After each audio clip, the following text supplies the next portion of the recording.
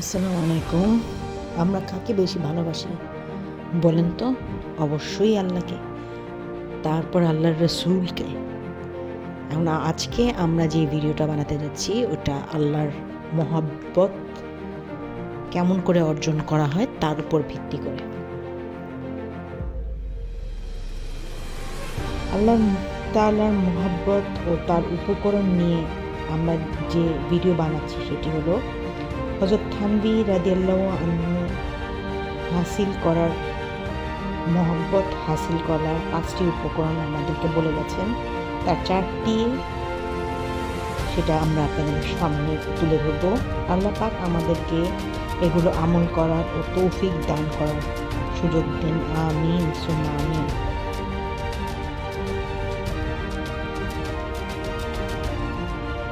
হযরত থানভী রাদিয়াল্লাহু আনহু বলেন, আল্লাহ তাআলার কাছে দোয়া করা এর 2টি অর্থ হতে পারে। এক, যেটি গতকাল বলেছিল যে আল্লাহর কাছে কিছু না কিছু চাইতেই থাকে, চলতে ফিরতে উঠতে বসতে মনে মনে চাও, মনে মনে বলো। 2, মহব্বতও তার কাছে যাও, বলো হে আল্লাহ, আমরা আপনার যে মহব্বতের সময় মুখাপেক্ষী, আপনি আপনার মহব্বত আমাদেরকে দান করুন।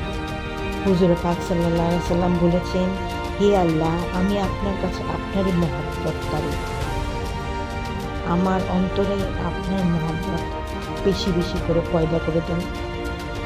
যার মহব্বত আপনার নিকট আমাকে উপকার পৌঁছায় তার মহব্বত দান করুন। অপর একটি দোয়ায় বলা হয়েছে, হে আল্লাহ, আপনার মহব্বত আমাকে দুনিয়ার সকল নিয়ামতের চেয়ে প্রিয় বানিয়ে দিন। আল্লাহ মহব্বতের এই 3 জিনিসের চেয়ে অধিক অপর একটি দোয়ায় তিনি ইরশাদ করেছেন, হে আল্লাহ, আপনার মহব্বতকে আমার প্রাণের চেয়েও প্রিয় করে দিন, আমার পরিবার পরিজনের চেয়েও বেশি প্রিয় করে দিন, ঠান্ডা পানির চেয়েও প্রিয় বেশি করে দিন। এর দ্বারা ঠান্ডা পানির প্রতি হুজুর পাক সাল্লাল্লাহু আলাইহি সাল্লাম ও শখের দিকটাও ফুটে উঠেছে। আল্লাহর মহব্বত এই 3 জিনিসের চেয়ে অধিক অপর একটি দোয়ায় তিনি ইরশাদ করেছেন, হে আল্লাহ, আপনার মহব্বতকে আমার প্রাণের চেয়েও বেশি করে দিন, আমার পরিবার পরিজনের থেকেও বেশি করে দিন, ঠান্ডা পানির থেকেও বেশি করে দিন। এর দ্বারা হুজুর পাক সাল্লাল্লাহু আলাইহি সাল্লাম যে ঠান্ডা পানিটি প্রিয় ছিল সেটাও এখানে উল্লেখ করা হয়েছে। ঠান্ডা পানির প্রতি প্রিয় নবী করিম সাল্লাল্লাহু আলাইহি সাল্লাম এতই বেশি আগ্রহী ছিলেন যে বীরে গরস ওয়ারা মদিনা থেকে 2 মাইল দূরে ছিল, সেখান থেকে তার জন্য পানি আনা হতো। হাদিসে এমন কোনো জিনিসের কথা উল্লেখ করা হয়নি। অমুক খাবারের প্রতি হুজুর পাক সাল্লাল্লাহু আলাইহি সাল্লামের আকর্ষণ ছিল এবং খাদ্য অন্য স্থান থেকে আনা হতো। শুধুমাত্র পানির ব্যাপারে বর্ণিত আছে যে বীরে গরস থেকে তার জন্য পানি আনা হতো। এর জন্য যে ওই কূপের পানি অন্য মৃত্যুর কূপের পানির তুলনায় ঠান্ডা ছিল, পানি খুব মিষ্টিও ছিল। সুতরাং তিনি আগের অস্বীয়তাও করে যান যে আমাকে যেন ওই কূপের পানি দ্বারা গোসল করা হয়। ওই কূপের পানি দ্বারাই তাকে গোসল দেওয়া হয়েছিল। ঠান্ডা পানি তার নিকট এত পছন্দনীয় ছিল যে তিনি দোয়ার মধ্যে তা উল্লেখ করেছিলেন, বলেছিলেন, হে আল্লাহ, আপনার সত্তাকে আমার প্রাণের চেয়ে অধিক প্রিয় করে দিন, আমার পরিবার পরিজনকেও আপনার মহব্বতের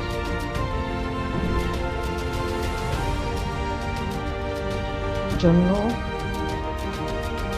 তাদের ভালোবাসা তুচ্ছ, আপনার মহব্বত অনেক বেশি উপরে এবং ঊর্ধ্বে, ঠান্ডা পানির চেয়েও প্রিয়। তিনি ওই আল্লাহর মহব্বতের কথাই সেটাই বলেছেন।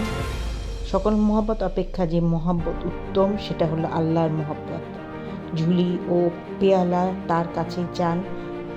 আব্বা হযরত এই ঘটনা শুনিয়েছেন যে একদা হযরত থানভী রাদিয়াল্লাহু আনহু-এর দরবারে এই বিষয়টি বর্ণনা করা হচ্ছিল যে সকল কিছুই আল্লাহর কাছে চাও, কেননা তার ভাণ্ডারের দেওয়ার ঘাটতি নেই।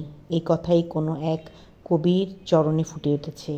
এভাবে হযরত বলেন, চাওয়ার ঘাটতি থেকে যায়, নয়তো মানুষ যদি চায় তাহলে আল্লাহর দেওয়ার কোনো কমতি নেই। ব্যাস আল্লাহর সামনে ঝুলি পাতো, আল্লাহ পাক ঝুলি ভরে ফেরত দিবেন। হযরত মাজজুব সাহেব রাহিমাল্লাহ প্রশ্ন করেন, হযরত কারো কাছে যদি ঝুলি না থাকে সে কি পাতবে? হযরত সাল্লাল্লাহু আলাইহি সাল্লাম বললেন, ঝুলি তার কাছে চাও, বলো হে আল্লাহ আমার ঝুলি নেই, তোমার রহমত দ্বারা আমাকে একটি ঝুলি দাও। আমার ভেতরে চাওয়ার পদ্ধতি নেই, চাওয়ার পদ্ধতিও দান করো। চাওয়ার পদ্ধতি তার কাছে কামনা করতে হলে এই দোয়াটুকু রাসূল পাক সাল্লাল্লাহু আলাইহি সাল্লাম পড়তে বলেছেন, যেটা হলো, হে আল্লাহ আমি আপনার কাছে উত্তমভাবে চাওয়ার পদ্ধতি কামনা করছি। অর্থাৎ আমি তোমার কাছে উভয়ভাবেই চাই, ভালো কথা কামনা করি। হে আল্লাহ আপনার কাছে চাচ্ছি, আমাকে ভালো দোয়া করার তৌফিক দান করুন, আমি যাতে তা ভালোভাবে কবুল হয়। সুতরাং ঝুলিও তার কাছে চাই, ভালো দোয়া শক্তি তার কাছেই কামনা করতে হবে। আপনি যখন কবুলের সময় বা দোয়া করার সময় স্থানে যাবেন যাতে দোয়া কবুলের আশা করা হয়, যেমন ইফতারের সময়, সেহরির সময়, তাহাজ্জুদের নামাজের সময়, জুম্মার দিন বাইতুল্লাহ শরীফের প্রতি পয়লা নজরের সময়, কিংবা তাওয়াফ করার সময়, এই সময় স্থানে দোয়া করার পূর্বে এভাবে চান, হে আল্লাহ আমাকে ভালো দোয়া করার তৌফিক দান করুন, এমন দোয়া করব যা আপনার দিন দুনিয়ার জন্য উপকারী হয়। হে আল্লাহ দুটি আমার অনুকূলে কবুল করে নিন দোয়া। সুতরাং দোয়া কবুলের স্থানে দোয়া করার তৌফিকও আমাকে দান করার জন্য আল্লাহর কাছে চাইতে হবে। বাইতুল্লাহর প্রতি পয়লা নজরের দোয়া, মানুষ প্রথমবার যখন বাইতুল শরীফে দেখবে এটি দোয়া কবুলের একটি সময়, তখন তার বুঝে আসে যে সে সময় কি দোয়া করতে হবে। আল্লাহর বান্দাদের এ সময় বিস্ময়কর সুখানুভূতি জাগে। ইমাম আবু হানিফা রাহিমাল্লাহকে কেউ জিজ্ঞাসা করেছিল, এই সময় কি দোয়া পড়বে? ইমাম সাহেব বলেন, মিয়া এই দোয়া করবে যে হে আল্লাহ আমাকে মুস্তাতাজুদ দাওয়াত বানিয়ে দাও, যে সারা জীবনের সব দোয়াই যেন কবুল হয়। আল্লাহ তাআলা ইমাম সাহেবের মনে ওই দোয়া ঢেলে দিয়েছিলেন।